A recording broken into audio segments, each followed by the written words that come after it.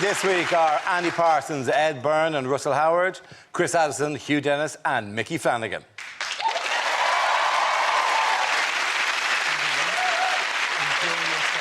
Start with a round called Headliners. Here's a picture of the England football team after their World Cup exit. But what does GCED stand for? Is it Glasgow celebrates, Edinburgh delirious? Genuinely can't even defend. Is it a list of Rooney's favourite things? Granny's custard El Divo. Is it, in fact, a list of the letters that the assistant referee failed in his recent eye test? How about goals, cheering, England, Deutschland. Is it Gerard calls Euro Disney? Have you got any last-minute cancellations? Is it gobsmackingly crap every decade?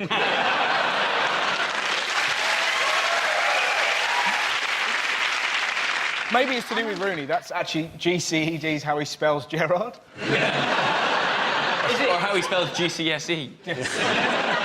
Is it just gigantically crap, expensive donkeys? Turn that into a proper headline. Germans crush English dreams. Yes, very good, Micky Flanagan. Well done. Congratulations.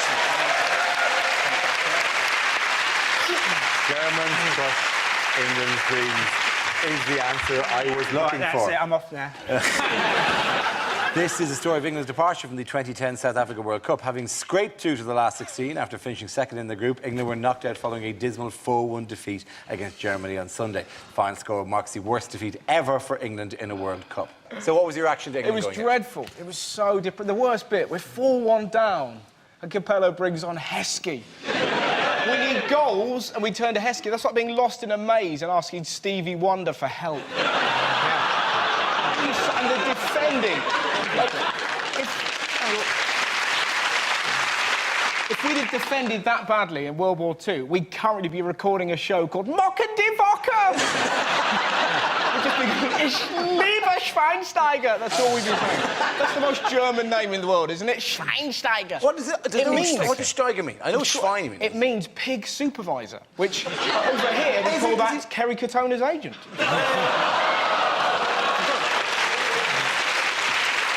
I thought the worst bit, I'm not going to troll to your agony and this or whatever, was when the fourth goal went in and you brought on Heskey and they just brought on anyone. They took off everyone important to already... There's 25 minutes to go and they were already resting people. Yeah. They brought on 2 little-known subs and a guy who won a phone-in competition.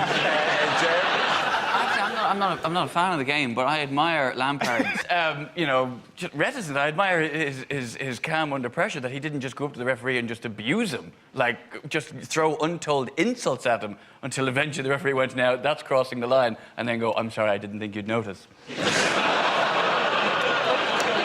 would be the most witty little bit of ref banter. I didn't think you'd notice me crossing the line.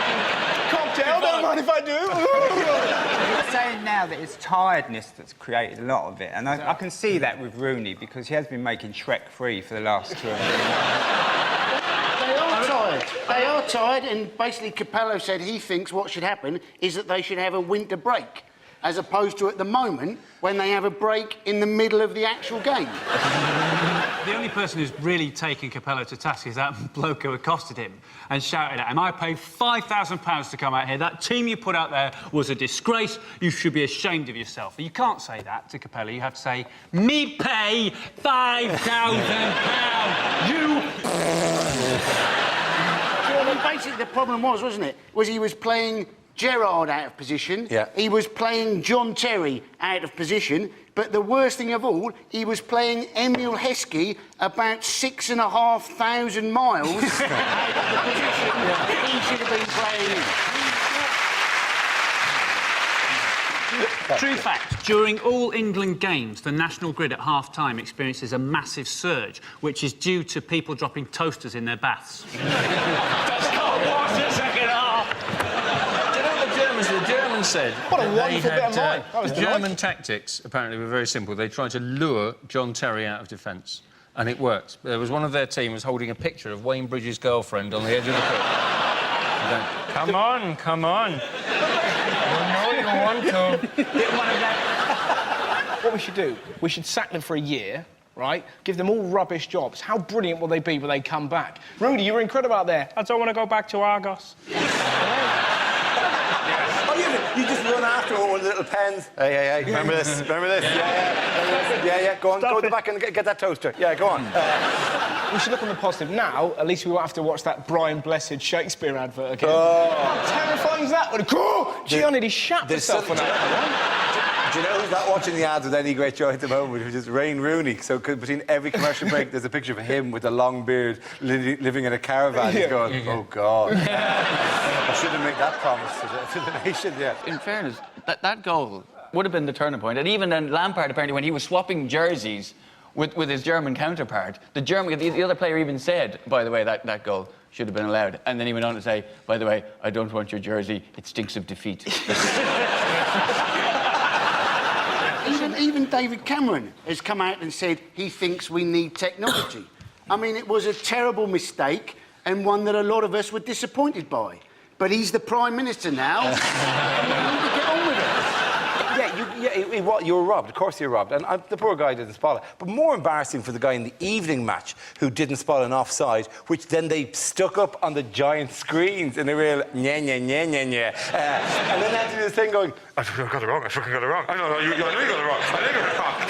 Quick, we better cover our mouths in case the deaf lip read us and it kicks off. But that's the thing about this business of goal line technology. And they're talking about, it's too expensive. Like it's going to be microchips in footballs and lasers on the lines. Why don't they just rewind the tape? Have Sky not got Sky Plus? I'll phone in. Yeah, that was a goal. Yeah, she's fine, actually. You see us... Oh, that'll be the old way. OK, and the match is paused. We're going to Chris. Hang on, wait a minute. Oh, sorry, I've taped Peppa Pig on it. Sorry, but if it's any consolation, George has found Mr. Dinosaur. Don't you think it would have been a wonderful moment for, relationships with if the goalkeeper would have turned around and said, it went in? Don't you think? Yeah, it would have been But he didn't. He turned around very craftily and he went, couldn't believe they were still playing. Yeah. Are you genuinely telling me that An Englishman would have. An Englishman would have. An Englishman would have.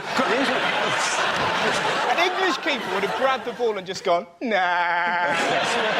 You can't tell me English footballers are now renowned for their honesty, are they? Compared to the Europeans. Even after the game, Steven Gerrard actually said, right, having been beaten 4-1, Steven Gerrard said, it may have seemed that we were given a right hiding in the second half, but that wasn't the case. Like, he actually said... I don't know if before he said that, he went, look into my eyes, not around the eyes. Do you know what's amazing? Lampard said, no one can tell me that we got beaten 4-1 today. And you're going, well, there's a giant scoreboard in the corner. Look at that, right? But what's interesting, apparently sales of condoms have gone down since England have been knocked out of the World Cup. Generally true. Which implies that there are blokes beforehand going, good girl, Linda! So when I keep playing like that, you're going to get it, darling. And it makes you think, is there a female equivalent? Well, that is a cracking episode of Hollyoaks. Barry! I'm going to ride you like a pit pony. So, for the entire match, is there a woman sitting at the end of the couch in, all basked up and stuff, and then as the goals go in, going, get me coat. Argentina are through, aren't they? Well... And they're exciting. You get to see Maradona. Looks like a cross between Antonio Banderas and wee little Jimmy Cranky. It's fantastic. And then when they score, that much kissing going on the Argentinian bench, it looks like Clapham Common on a dark night. Maradona in that suit, he's a man who should not be wearing a suit, isn't he? He looks like he's either on his way to court or he's about to do an advert going, hey, you want carpets? Crazy Diego, eat your carpet. Yeah, that round. The points go to Russell, Ed and Andy. OK. Now we play a round called... If only 3 people do this round, we can all mock off early. This game involves Micky, Andy and Chris. So if you could make your way to the performance area, please. This round is a stand-up challenge. I launch a wheel of news, and wherever it chooses to stop, one of our performers must step forward and talk about that subject. The winner is whoever I think is the funniest. OK, here we go. The first subject is... travel. Who wants to come in on that? I'll do that. Chris Addison. The most dangerous roads in the whole of the world are British motorways. That's my sincere belief. Not because of the speed, because you can't get up speed on a British motorway because you're stuck behind a dick in a caravan. Do you know, I found this out. 1 in 5 families in this country goes caravanning. Why?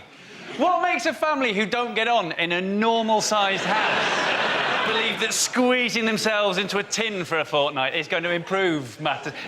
It's such a self-deluding activity, which for me is symbolised by that. You know that 5-foot-long wing mirror, the attachable wing mirror the dad puts on the car? Well, I have to see what's behind me. It's of paramount importance that at all moments I can see what is behind me. Oh, for goodness sake, just paste a picture of a traffic jam on there, because that's what's behind you. You don't need to look to see what's behind you. It's there because you are. So the government, they're boring, right? The motorways are boring, and the government puts up those signs to stop us falling asleep, saying, "TARDIS can kill, take a break." But the thing is, we're not surprised by those signs anymore, so they don't really work. I think they have to keep changing them. I think they should change those signs to keep us on our toes. Change them to ones that say, "Déjà vu can kill, take a break," and then one exactly the same, half a mile.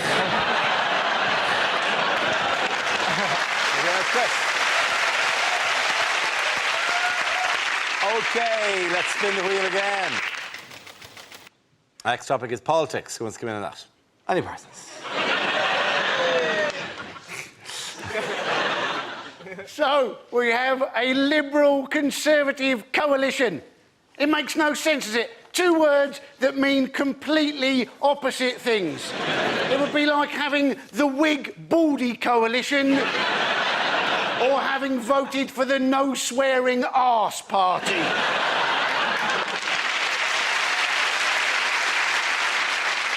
We have a new Foreign Secretary, William Hague. I don't think he's going to be taken seriously, is he? Every time he goes to Afghanistan, they're just going to think, oh, it's Ross Kemp on another undercover show.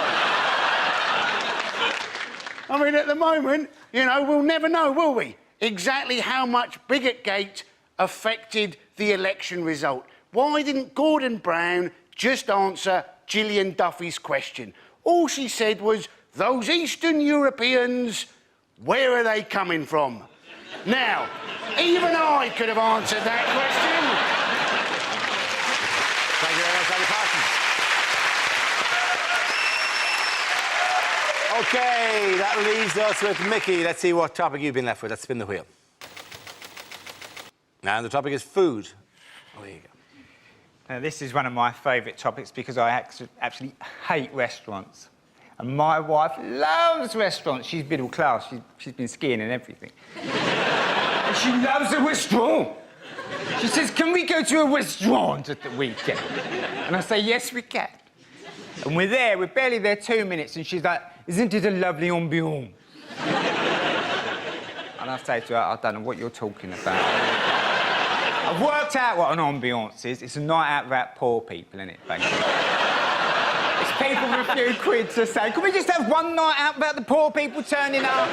You know what they're like. They'll be banging spoons together, singing My Man's a Dustman, creating an atmosphere. We want an ambiance." So we try and enjoy the ambiance. But something's happened spoiling it for me. There's no tomato sauce on the table. Creating the situation when my wife looked at me, she said, "You're going to ask for tomato sauce, aren't you?" I said, "Yes, I am, because I'm going to have the risotto." You can't eat risotto without red sauce, it's too dry. It's a health and safety issue. You've got to zhuzh it up with a bit of red sauce, right? So I thought, I'm not having it. I said to the waitress, "Excuse me, do you have any ketchup in the building?" She's looked at me like I'm the worst pleb God has ever put breath in. She went off to the kitchen and I saw her making her way back with a pot about that big, about 2 chipfuls of tomato sauce. I thought, oh, here we go. She's tried to put it down and walk away like she's doing a drug deal or something. And I stopped her. I said, "Hold on, love, don't rush off." And I took a sip of it. And I looked at her, I said, "Yes, I'll have a bottle, please." Thank you very much, Micky. Well done. And that point, Byrne, to Micky Flanagan. Well done.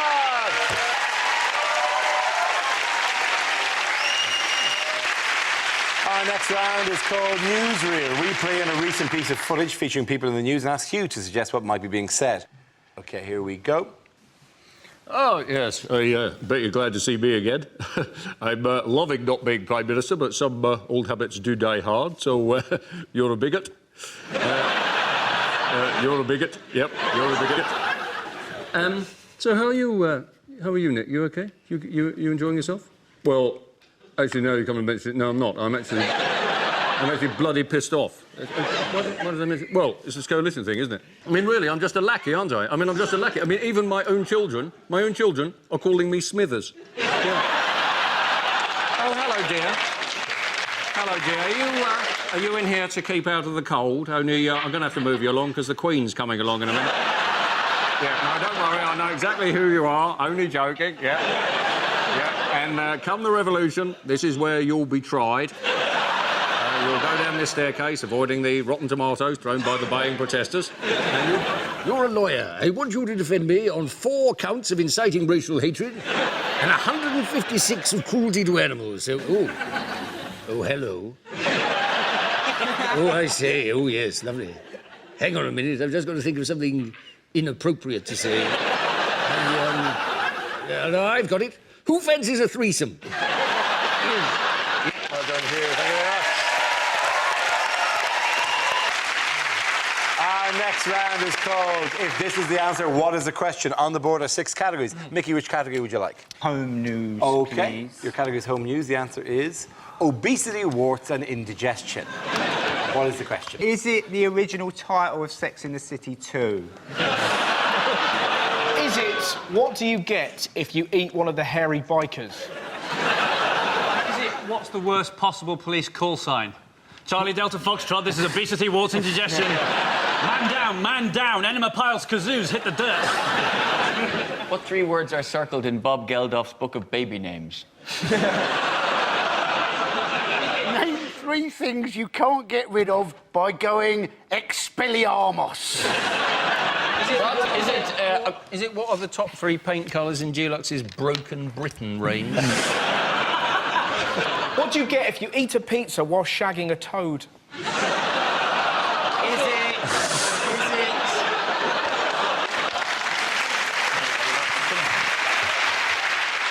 What should you not put before GSOH in a Lonely Hearts Act? What have I, at one time in my life, claimed my semen can cure?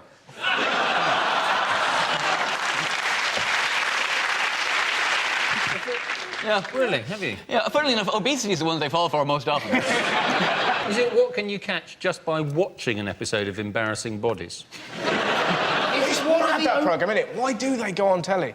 Oh, my arse is green. Can you put a camera on it so all my mates can see me on telly with a green arse? The presumption is that if I admit to a green arse, then everyone go, oh, thank God you were brave and said, because I also have a green arse.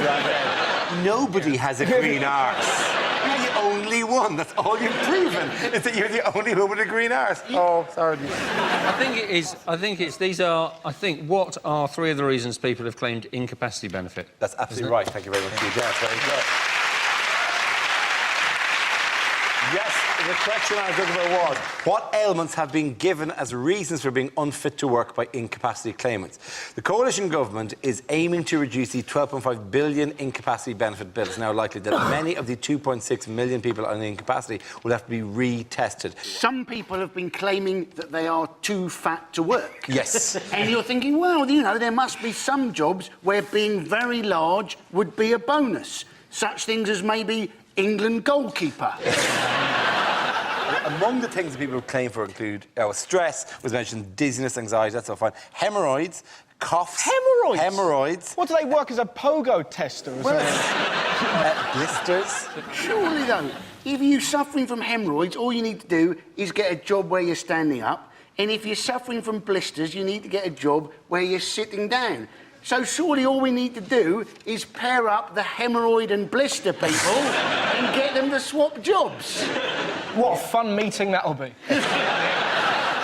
How is the government planning to cut down on these payments? You know, they said they were going to make disability tests tougher.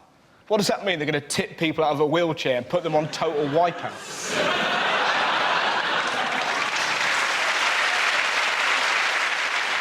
You know the news? Why were these 2 men in the headlines this week? This, Dara, is the longest tennis game ever, I believe. No wonder it was so long. Look, neither of them even has a racket. So 76, what are the names? Isner and Mahout. Isner and Mahout. Sounds like something Scottish people say. Isn't it a Mahout? I've no idea. I'm a stranger here myself. The press called it the longest game, but presumably it was also the dullest game. If they played any longer, then they would have synchronised their menstrual cycles. Did you watch any of it, though? Just kept going. Oh, you're watching it, just go, oh, finish, just end, just stop. I felt like Sting's wife. Make it stop.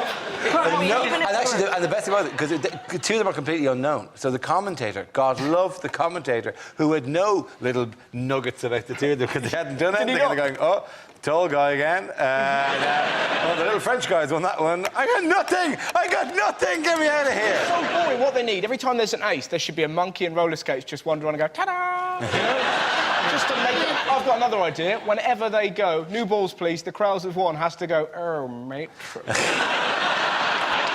It went on so long, even the scoreboard broke down. When it's got to the stage where the scoreboard can't cope, surely that's a sign that they should settle it with paper, scissors, stuff. Apparently, the bloke who lost, when he met the guy at the net, he said, best of three. What has happened to Russian lady tennis players? When I was a kid, right, if there was a Russian lady tennis player on and she got interviewed after the match and they go, that was great, you played really well, the Russian lady tennis player would go, thank you very much. The best thing about the female players, the noise they make when they hit the ball is extraordinary, isn't it? It makes you think, what do they sound like when they orgasm? If they make that noise when they hit a tennis ball, it must sound like someone's throwing a seal into a jet engine. This always bugs me. There's no physical reason to make a noise while... Sounds good, though, doesn't it, Dara? No, it doesn't sound good. It doesn't sound erotic, but there's no reason to do it. Like, if you move a piano or something, or you're lifting suitcase, in that bit... If the last move a piano. OK, that's a good example. I've moved a piano in a long time. Do you know what it would be? It would be if, on an airline check-in desk, right? You know that bit where you have to go... boom, and do that, like, whatever. Yeah. People don't go, like that. That's the same, it's an impulse motion, like, whatever. Wouldn't it be great if they did? Imagine snooker. Darts. That's what we like, a bit of grunting. You're playing drafts with a child. Bring me! The Queen ought to make a noise every time she shakes someone's hand. There's also, you've got to feel a bit sorry for the Queen, because she went to Wimbledon for the first time in 33 years on that day, and she found that exactly the same match was still happening. I just like the idea of the Queen sitting at the tennis going, I'm a stamp, I'm a coin, I'm a stamp, I'm a coin. At the end of that round, points go to Chris, here, Micky! Now we come to scenes we'd like to see. So if everyone can make their way over to the performance area, please. I'll read out this week's topics and then we'll see what our panelists can come up with. OK, here we go. The first subject is unlikely things to hear at the World Cup. I'll tell you what, that Nelson Mandela's a bit of a dick. And on comes the sub for North Korea, and it's torpedoed the opposition. Heskey scores!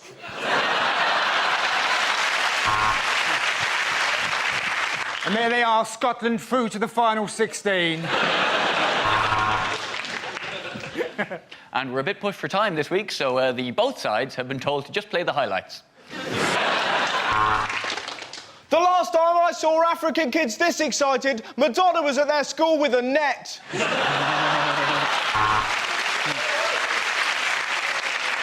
Well, it's very hard to tell with his legs at that angle, but no, that is definitely a Brazilian.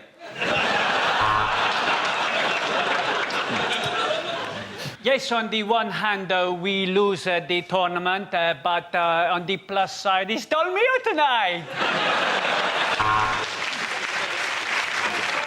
That's right, Emmanuel Adebayor. I understand exactly what you just said. And the English fans are taunting the American fans by holding up an oil-covered pelican. Ooh, goody, James Corden's show's on next. England, of course, are being sponsored by Tesco Online, which is why John Terry has just been substituted by 3 ripe avocados. And here we are on safari. There is a giraffe and an ostrich. I'm terribly sorry, it's Peter Crouch's parents. England are playing fantastically. This is a splendid DVD of 1966. And what a shame Ireland couldn't be here. But then Thierry Henry is a filthy, cheating, lying bitch.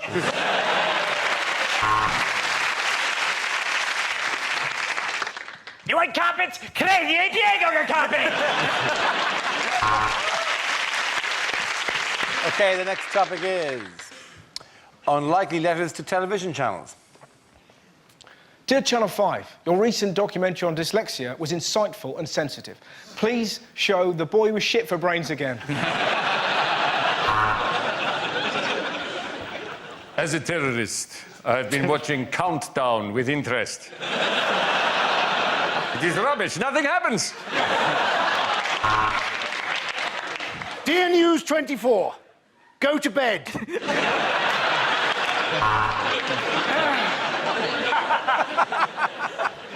Dear Babe Station, have you actually read the trade description of that? Dear Bravo, I don't quite know how to put this, but well done. Dear Channel 5, isn't it time you just called it a day? No one will mourn. I'm writing to thank you. On Sunday afternoon, while I was watching television with my wife, I was urged to press the red button. I did, and my wife had her first orgasm in 40 years.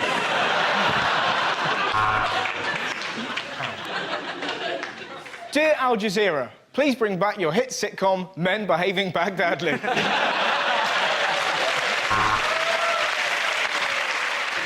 Dear History Channel, the Nazis were bad. We get it.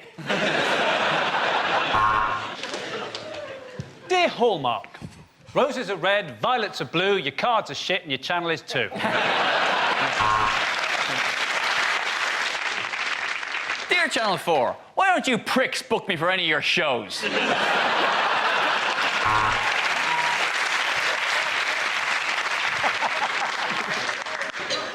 Dear Sky Sports -1, thank you for showing the Grand National. I won £100,000. Dear Points of View, who should I complain to if I think Points of View is shit?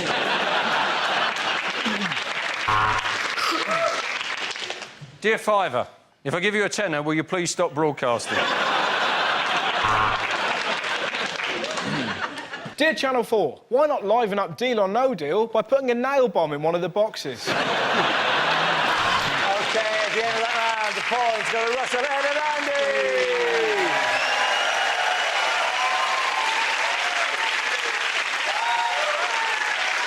That's the end of the show. This week's winners are Andy Parsons, Ed Byrne and Russell Howard.